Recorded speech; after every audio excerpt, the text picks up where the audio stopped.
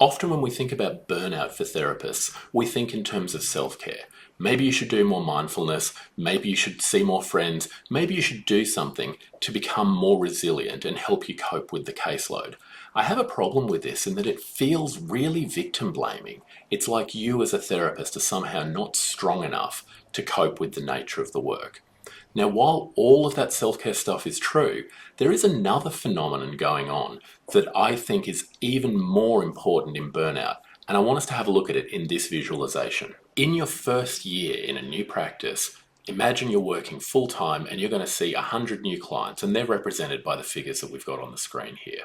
Now, if you're a normal therapist, around 30% of them are going to drop out very quickly. So let's take them out of the equation so we're not kind of getting distracted. Now you've got 70 people left.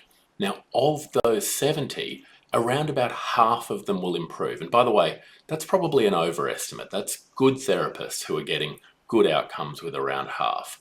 So they're going to get better and they're going to disappear from therapy. So you're going to be left with this handful of clients that you're not getting great results with.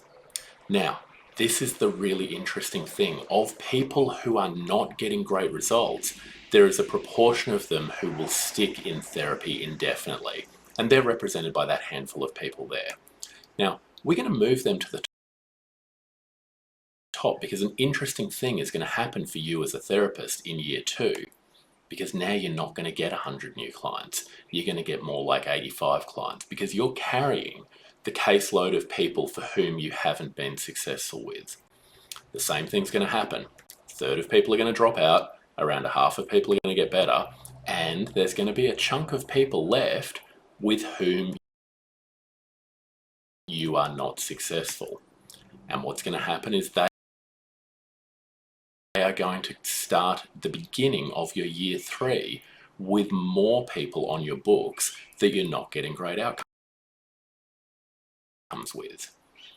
And then each year, more and more people are going to be added to your books that you're not getting great outcomes with, who don't improve until eventually, at somewhere between year 5 and year 7 for most therapists, they're coming to work day in, day out and only seeing people that they're not being effective with. When you come to work day in, day out and look at your caseload and see a handful of clients that you know you are unlikely to get good results with, this is incredibly dispiriting.